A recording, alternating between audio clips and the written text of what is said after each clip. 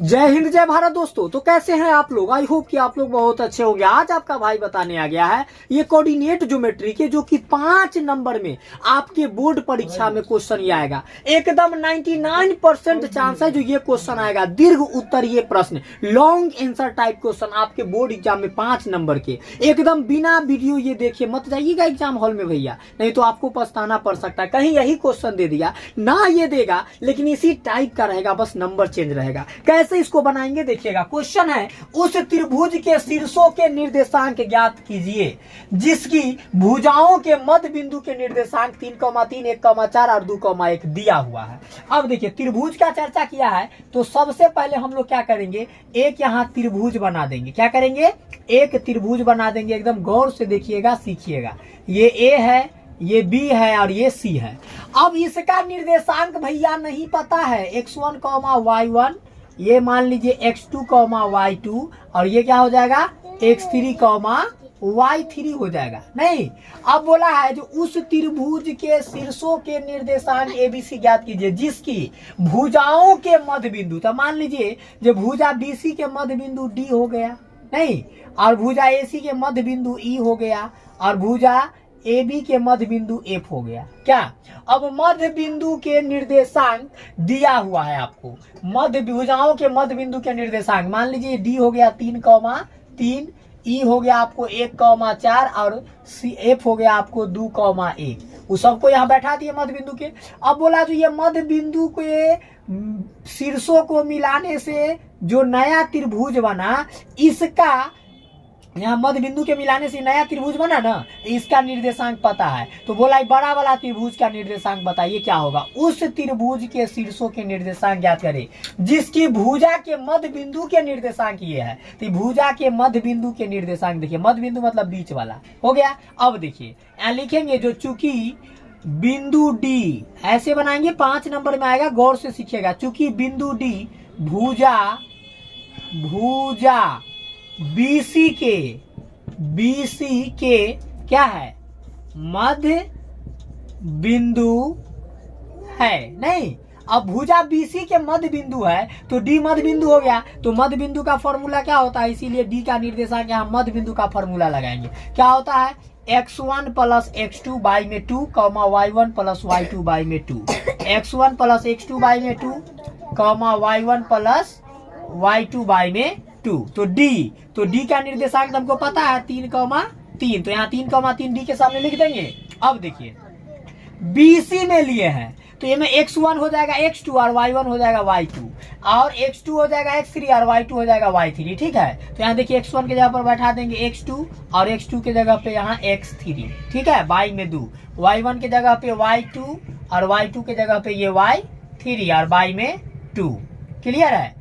अब आपको पता होगा जो पहला वाला वैल्यू पहला के बराबर और दूसरा वाला दूसरा के करते हैं तो क्या हो जाएगा, यहाँ x2 प्लस x3 बाई में 2, ये वाला बराबर में 3 होगा और यहाँ हो जाएगा ये y2 वाला ना, तो ये हो जाएगा आपको y2 प्लस y3 बाई में 2 बराबर ये वाला 3। क्रॉस मल्टीप्लाई कीजिएगा, बाई में 1 छुपा हुआ है CMP, तो 1 से कीजिएगा तो y2 प्लस y3 बराबर 3 दूनी 6 और यहाँ पे बट्टा में 1 छुपा ला, इससे कीजिएगा तो x2 प्लस x3 बराबर 2 तिहाई 6। इसको क्या करना है, आपको इक्वेशन 1 मान लेना है, मतलब समीकरण 1 में ये भी आ गया और ये भी आ गया। ठीक है, एक्स वाई वाला टर्म। अब चलिए, तो अब नेक्स्ट स्टेप हम लोग क्या बढ़ाएंगे देखिएगा। इतना तक सबको समझ में आ गया ना भैया? तो देखिए नेक्स्ट स्टेप क्या बनाते हैं। अब जैसे BCD का D मध्य बिंदु है BC का, वैसे ही E भी मध्य बिंदु है AC का, तो यहाँ लिखेंगे E का निर्देशांक। तो E बराबर क्या होगा, डायरेक्ट देखिए दे रहे हैं x1 प्लस x2, यहाँ चाहे ऐसे लिख दीजिए, चाहे आप लोग कहिएगा ऐसे। चूंकि E भुजा AC का मध्य बिंदु है, E जो है भुजा AC का क्या हो गया, मध्य बिंदु है, तो E मध्य बिंदु का निर्देशांक क्या हो गया 1,4, क्या 1,4 हो जाएगा। और उसके बाद AC तो x1 प्लस x2, तो x1 हो गया आपको x1 और x2 हो गया आपको x3, नहीं या बाई में 2 फॉर्मूला होता है मध्य बिंदु का। और y1 प्लस y2, तो y1 प्लस y2 यहाँ पर ये y3 होगा कि नहीं होगा, और बाई में 2। यही ना मध्य बिंदु का निर्देशांक है भाई साहब। तो मध्य बिंदु का जो वैल्यू है वो हम बैठाए हैं x1 plus x2 by 2 y1 plus y2 by 2 होता है। पहला वाला वैल्यू पहला के बराबर कीजिए, मतलब x1 प्लस x3 बाई में 2 बराबर ये हो जाएगा 1, और एक बार हो जाएगा ये y1 प्लस y3 बाई में 2 बराबर हो जाएगा 4। क्रॉस मल्टीप्लाई कीजिए, बाई में 1 है तो यही रह जाएगा x1 प्लस x3 बराबर 2 1 2, और यहाँ y1 प्लस y3 बराबर 2 चौका 8। इसको मान लीजिए समीकरण 2।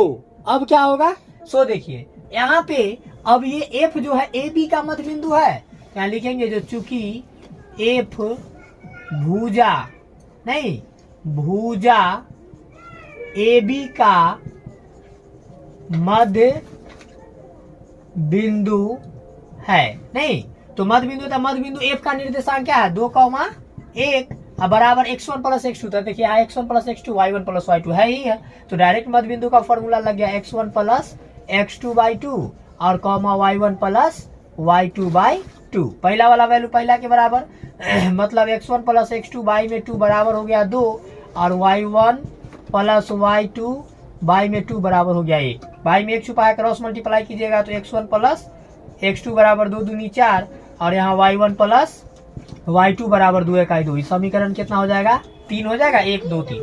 अब क्या करना है, देखिए x वाला को x के साथ और y वाला का y के साथ, समीकरण 1 2 3 सबको भैया जोड़ दीजिए।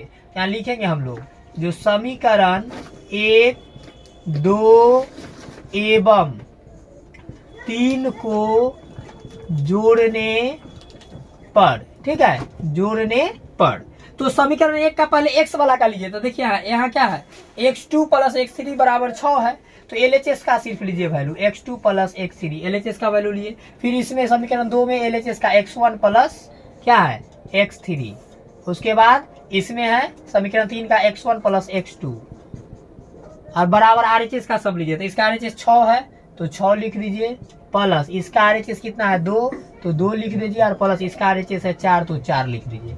अब देखिए ये एगो x1 यहाँ है, एगो x1 यहाँ है, तो जोड़िएगा तो 2 x1 होगा, एगो x2 जो है, एगो x2 ये वाला तो 2 x2 होगा, और एगो x3 यहाँ है, एगो x3 यहाँ है तो 2 x3 होगा, बराबर में क्या होगा 6 2 8 4 12। अब 2 तीनों में कॉमन होगा, 2 से 2 कैंसिल x1, 2 से 2 कैंसिल x2, 2 से 2 कैंसिल x3, कॉमन का मतलब कट जाता है, बराबर 12। 2 गुना में इधर आएगा भाग में, 2 छक 12, तो यहाँ पे क्या भैया बनेगा x1 plus x2 plus x3 बराबर 6 आ गया। अब हमको x1 x2 x3 का वैल्यू निकालने के लिए यहाँ पे x1 रहने दीजिए, x1 रहने दीजिए, अब प्लस x2 प्लस x3। देखिएगा भैया यहाँ पे ध्यान दीजिए, x2 प्लस x3 का वैल्यू जब मुझे मालूम है ना x2 प्लस x3 बराबर 6 है, तो यहाँ x2 प्लस x3 इतना दूर का वैल्यू क्या बैठा देंगे 6 बैठा देंगे, बराबर में ये क्या हो जाएगा 6 हो जाएगा। क्योंकि यहाँ पे देखिए x2 प्लस x3 बराबर 6 है, तो x2 प्लस x3 का वैल्यू यहाँ पे 6 बैठा दिए, बराबर में 2 छक 12 कट गया था। अब 6 प्लस में इधर आएगा माइनस में, तो 6 से 6 क्या हो गया कैंसिल, यहाँ क्या आ गया x1 बराबर 0, x1 बराबर क्या आ गया 0 आ गया। अब देखिए ऐसे ही हम लोग अब निकालेंगे आगे वैल्यू कैसे, सो ध्यान दीजिएगा। यहाँ पे क्या करना है, जो अब क्या करेंगे x1 का निकल गया, अब इसी में क्या करना है जो x2 का निकालना है, तो x2 को रहने दीजिए और x1 प्लस x3 को एक साथ लिख दीजिए, बराबर 6। तो x2 और प्लस x1 प्लस x3 का वैल्यू देखिए कितना है 2, तो यहाँ 2 डाल दीजिए, बराबर 6। तो x2 बराबर 6 प्लस 2 इधर आएगा माइनस, x2 बराबर 6 में से 2 गया 4 आ गया। अब ऐसे ही फिर इसी प्रकार फिर अब x3 का निकालना है, तो x3 यहाँ दीजिए और x1 प्लस x2 इधर ले आइए, ठीक है, बराबर में 6 है तो 6, तो x3 या प्लस x1 प्लस x2 का देखिए वैल्यू कितना है 4, यहाँ 4 लिखिए बराबर 6, तो x3 बराबर 6 प्लस 4 इधर आएगा माइनस, 6 में से 4 गया 2 आया। अब यहाँ पर क्या करेंगे, अब y वाला का टर्म को जोड़िए। तो इसमें देखिए क्या था y1 plus y2 plus y3 equation 1 में, तो यहाँ लिखेंगे y2 प्लस y3 प्लस इसका लीजिए y1 प्लस y3, तो y1 प्लस y3, और इसका लीजिए यहाँ क्या है y1 प्लस y2, तो y1 प्लस y2 बराबर में नंबर कितना है, इधर 6 है RHS में, इधर 8 है और इधर आपको 2 है, तो ये हो जाएगा 6 प्लस 8 प्लस 2।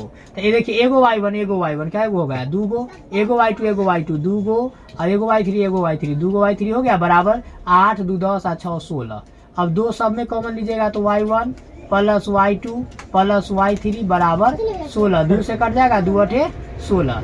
तो y1 अब देखिए यहाँ y1 रहने दीजिए आप, प्लस y2 प्लस y3 का डायरेक्ट वैल्यू पुट कर दे। यहाँ देखिए y2 प्लस y3 बराबर 6 है, ये है ना। तो यहाँ पे इतना के जगह पे, दोनों के जगह पे क्या रख देंगे, 6 बराबर 8। तो y1 बराबर 8 प्लस 6 इधर आएगा माइनस, y1 बराबर 8 में 6 गया, 2 आ गया। अब ऐसे ही फिर क्या करेंगे, फिर y1 और y2 का निकालना है प्लस y3 एक साथ लिख दीजिए, और प्लस में y2 बराबर इसका वैल्यू 8 है, 8। अब देखिए y1 प्लस y3, यहाँ देखिए y1 प्लस y3 का वैल्यू क्या है, 8। इसे अपने यहाँ 8 लिख दीजिए, प्लस में y2 बराबर 8। ये 8 से 8 कट जाएगा, दोनों प्लस में है, तो y2 बराबर क्या आ गया, 0 आ गया क्या। अब देखिए इसके बाद क्या करेंगे हम लोग, इधर यहाँ ध्यान दीजिए, y1 y3 का निकालना है, तो y3 यहाँ रहने दीजिए, और y1 प्लस y2 यहाँ पर लिख दीजिए, बराबर में 8 था, तो y3 plus y1 plus y1 plus y2 का वैल्यू क्या है, 2। तो यहाँ 2 लिख दीजिए, बराबर में 8। तो y3 का वैल्यू हो जाएगा 8, प्लस में 2 इधर आएगा माइनस, y3 बराबर 8 में से 2 गया, कितना आ गया, 6 आ गया। इतना तक भैया सब लोग अच्छे से समझ गए हैं, कोई प्रॉब्लम नहीं ना है। तो देखिए अब क्या करेंगे, हमको निकालना जो था निर्देशांक, वो देखिए कैसे निकालते हैं। जैसे a बराबर, a क्या माने थे, x1 y1, तो ध्यान दीजिएगा कैसे वैल्यू हम लोग पुट करेंगे। x1 का वैल्यू यहाँ क्या लाए थे, 0, तो यहाँ पर हो जाएगा भैया a का 0, x1 और y1। तो y1 का वैल्यू क्या लाए हैं यहाँ, y1 का वैल्यू 2, तो 0, 2 हो गया। अब b बराबर क्या था, x2 y2, है ना। तो x2 का वैल्यू यहाँ निकाले हैं 4, तो यहाँ 4 दे दीजिए, और y2 का वैल्यू निकाले हैं 0। और x3 का वैल्यू, x3 y3 है c, तो x3 का वैल्यू हम निकाले हैं यहाँ पे 2, तो दे दीजिए, y3, तो y3 का वैल्यू है 6 दे दीजिए भैया। यही आपको निकालना था, हो गया आंसर। इतना जब बनाइएगा ना तो 5 नंबर में आएगा, समझ में आया। चाहे तो आप एक बार इसका स्क्रीनशॉट ले लीजिए, सब लोग, मैं साइड हो जाता हूँ, अच्छे से इसका स्क्रीनशॉट ले लीजिए, या वीडियो को पॉज करके पूरे पहले उतार लीजिए आप लोग, ठीक है, समझ गए हैं। तो ऐसे भैया मेरे 5 नंबर का ये आएगा, हम लोग ऐसे बनाएंगे, बिल्कुल इतना अच्छे से ये तरीका से बनाएगा ना, 5 में 5 नंबर आपको पूरे से पूरे के पूरे मिलेगा, एकदम गारंटी है भाई। तो आप लोग अच्छे से ये क्वेश्चन को पढ़ लिए हैं, देख लिए, ना समझे तो फिर से वीडियो को रिवर्स कीजिए, पीछे जाइए बैक करके, और फिर अच्छे से इसको देखिए, और उसके बाद कॉपी पर लिखिए, और फिर खुद से बनाइए। एकदम 99% चांस है इस बार ये क्वेश्चन आएगा मेरे भाई। अच्छे से इसको गहन अध्ययन कर लीजिए, ठीक है ना। चलिए, तो ऐसा ही बहुत सारा वीडियो मैं अभी तक अपलोड कर चुका हूँ गेस क्वेश्चन का, और अभी दे रहा हूँ पर डे। तो आप अगर अभी तक चैनल सब्सक्राइब नहीं किए हुए तो सब्सक्राइब कर लीजिए, अब बेल आइकन ऑल नोटिफिकेशन पर क्लिक कर लीजिए, ताकि ऐसे ही वीडियो जब भी अपलोड करेंगे सबसे पहले आप तक नोटिफिकेशन जाएगा, और आप देख के इसका लाभ उठाएंगे। और जो किए हुए हैं सब्सक्राइब, उनको करने की जरूरत नहीं है। और वीडियो कैसा लगा लाइक और कमेंट करके मुझे जरूर बताइएगा। चलिए दोस्तों, मिलते हैं फिर किसी नेक्स्ट वीडियो में। और भी आप लोगों को दोस्त जो रिलेशन में है, रिलेटिव वगैरह, जो भी मैट्रिक के स्टूडेंट है, उनको ये वीडियो को शेयर कीजिए, और उनको बताइए जो भी देखे और वो भी सीखे, और वो भी एग्जाम में अच्छे मार्क्स ला पाए। चलिए, मिलते हैं फिर किसी नेक्स्ट वीडियो में, तब तक के लिए बाय, टेक केयर, जय माता दी।